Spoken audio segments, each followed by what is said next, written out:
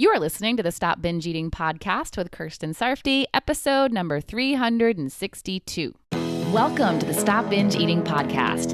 It's time for you to end your food obsession and begin feeling confident and in control around food.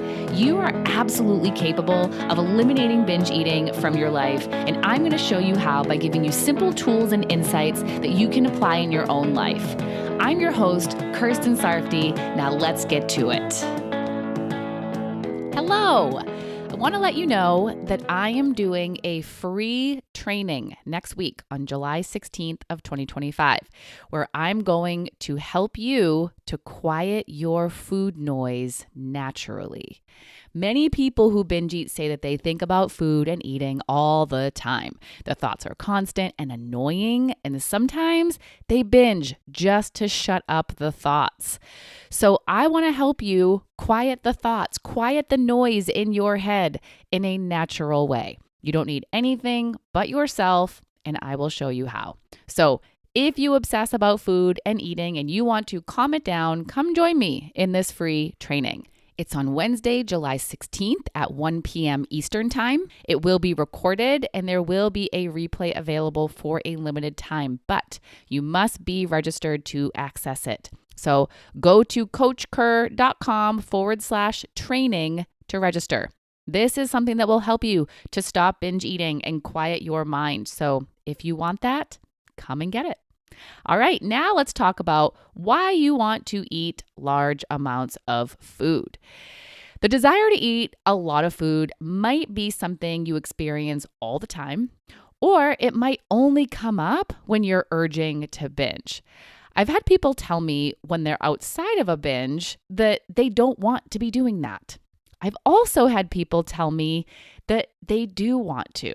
Eating large amounts of food is appealing to them. They like eating that much. They want to eat that much, but they just wish they didn't feel awful afterward. So they actually have this inner conflict. They want to eat large amounts of food, but they don't want the consequences. So then what? I mean, it would be nice if we could have both, eat a lot without any consequences, but that's just not how it is. So if you don't want the consequences, then we have to change that desire to eat a lot. And we can work on both the impulsive desire and the desire that's just usually there. So let's do it. Here's the number one reason I've seen for why people want to eat large amounts of food rather than just moderate amounts. They think more is more. More food is more pleasure, more good feelings, more happiness, more comfort, more numbing. Whatever it is they're wanting more of, they think more food will provide that for them. And that way of thinking does make sense, doesn't it? If something gives you something, then wouldn't more of it give you more of it? Well, not necessarily. As with most things, a lot of a good thing might not be so good anymore. Now, I'm not saying that the food isn't good anymore, although sometimes that can be true. A while ago, I did an episode about what I call the pleasure cap. It was episode number 112, if you want to give it a listen. In there, I talked about how at some point as you're eating, there will be a decline in pleasure. For some foods, it happens sooner than others. When I've done live eating workshops in my program, I've actually seen my group members experience it. For some of them, they realize that their food isn't as enjoyable as it was in the first few bites after the fourth or fifth bite. It's so crazy for them to experience that. For others, they enjoy their food for many bites beyond that. But even for the people who are still enjoying it, there will likely come a time when it's not as enjoyable anymore. It's not quite what it was. And here's where they might get into trouble. They keep eating, hoping that it will get more enjoyable again and get back to what it was when they first started eating. But unfortunately, it's not going to. The pleasure is on the decline, and it's not going to go back up right now. And as I said, different foods can cause that at different times for different people. But also, when you feel full, it's likely that the enjoyment will diminish as well. If you're eating a large amount of food, it's likely that you will still be eating once you're full. It can be hard to fully enjoy eating a food when you feel full because you now feel physically uncomfortable. It can be hard to enjoy something when you feel physically uncomfortable while doing it. You might think that more food means more pleasure, more good feelings, more happiness, more comfort, but really, more food might result in the exact opposite. The truth is, you're actually going to find all of that, the pleasure, the good feelings, all of that, in just the moderate amount. The moderate amount is where all that good stuff really is. Once you venture into the large amount, that's actually where it can all start to go downhill. The good feelings you're feeling start to go away, or it just isn't as good as while you were in the moderate amount. So, really, more than a moderate amount of food isn't more good feelings. More starts to become less. Your experience actually becomes worse the more you eat, not better. And I really mean it when I say that all the good stuff is in the moderate amount. And you can actually get more pleasure from a moderate amount than the large amount. You really can. If you enjoy the crap out of the food that you're eating, eat it mindfully, without judgment, and appreciate and savor it. Pleasure doesn't necessarily increase with quantity. It increases with quality. And here, it's the quality of your thoughts and your focus that's going to create the most pleasure. It's like with a party. You could be at a party for 10 hours, but not really experience much pleasure because of what you're thinking and focusing on. If you're thinking about what you're going to do next so that you're not really present in the now, or are distracted on your phone, or aren't appreciating the people or the environment, you might get some pleasure, but not as much as you could. Meanwhile, you could be at a party for 3 hours and get so much more pleasure because you're fully engaged with the people, are appreciating the party, and are present. It's not the amount of time, it's what you're thinking while you're there. With the food, it's not the amount of food, it's what you're thinking while you're eating it. That's what will determine how much good stuff, how many good feelings you get from it. So you may think you need to eat a lot of food to get what you want, but really, you can get it from less.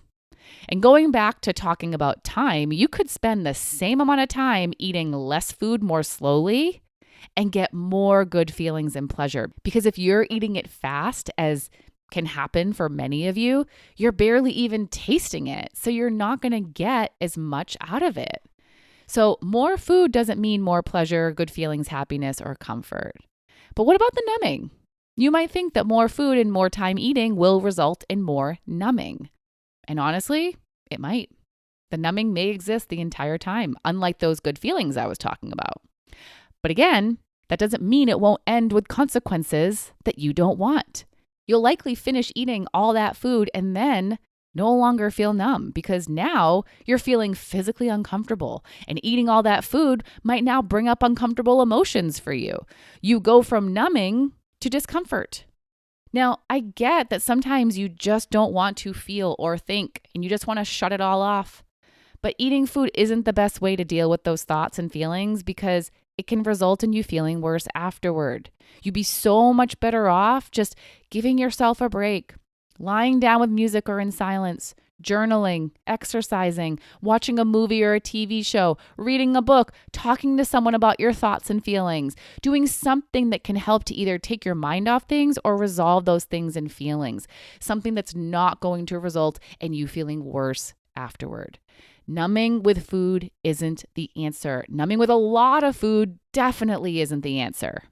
And to add on to that, one of the reasons why people want to eat a large amount is because they're only thinking about the good feelings or the numbing. They're not thinking it through until the end. They're not telling themselves the whole story, including when they feel worse afterward. Sometimes we think we want to eat a large amount of food because it sounds good, but it's not going to sound so good when we include that part about feeling worse physically afterward. So make sure you're telling yourself the whole story, not just the good part, because it's not really all good. Now, let's talk about another reason why you might want to eat a large amount of food. It could be because you like the feeling of being really full.